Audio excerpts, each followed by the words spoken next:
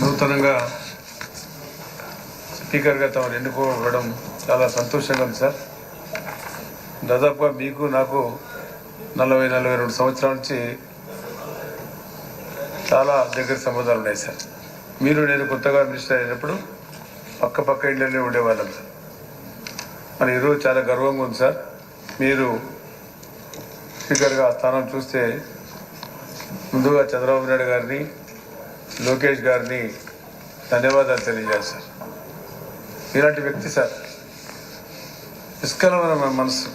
నేను చెప్పేది ఏమిటి సార్, మీరు సభా సంప్రదాయాలు కాపాడండి సార్, సభను గౌరవంగా నడపండి సార్. గత సభ నేను చూశాను సార్, నేను కూడా స్పీకర్, డిప్యూటీ స్పీకర్ చేశా, చైర్మన్గా కూడా చేశా. సభా సంప్రదాయాలను పక్కన పెట్టడం సార్, వ్యక్తిగత విషయాలు మాట్లాడడం సభలో, చంద్రబాబు నాయుడు గారి గురించి, పవన్ కళ్యాణ్ గురించి, ఫ్యామిలీల గురించి మాట్లాడడం సార్ సభలో. అది రికార్డుల నుంచి తొలగించారు కదా సార్. అన్పార్లమెంటరీ మాట్లాడితే అలో చేస్తారా?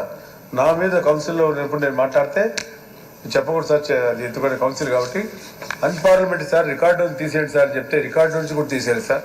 అది బుక్ అన్ని ప్రింట్ అయితే అసభ్యమైన భాష కూడా అందులో ఉంటుంది కదా సార్. ఎట్లా సార్ సభను? గతంలో ఉండే స్పీకర్ గారు ఆయన నోటితో నేను చెప్పాను సార్, మళ్ళీ నోరు నడుపుకోవాల్సి వస్తుందా చెప్తే ఏం సార్, సభా సంప్రదాయాలు పాటించాడు సార్ ఆయన?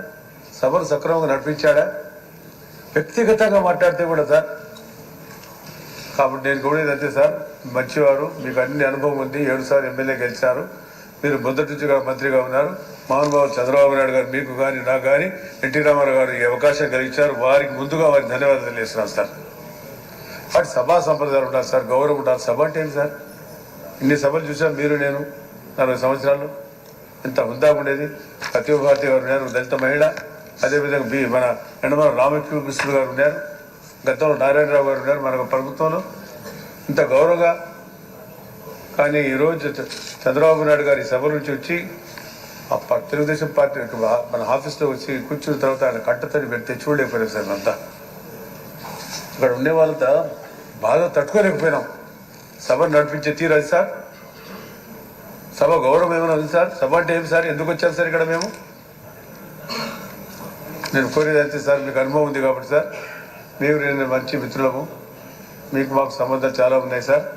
మీరు ఎన్నో అభివృద్ధి కార్యక్రమం పాల్పంచుకున్నారు. నేను మున్సిపల్ మినిస్టర్గా, ఎడ్యుకేషన్ మినిస్టర్గా, ఇండస్ట్రీ మినిస్టర్గా, మళ్ళీ సార్ హెల్త్ మినిస్టర్గా అవకాశం ఇచ్చారు. మీరు నేను బాగా ఈ పార్టీలో బాగా పనిచేసే తెలుగుదేశం పార్టీలో.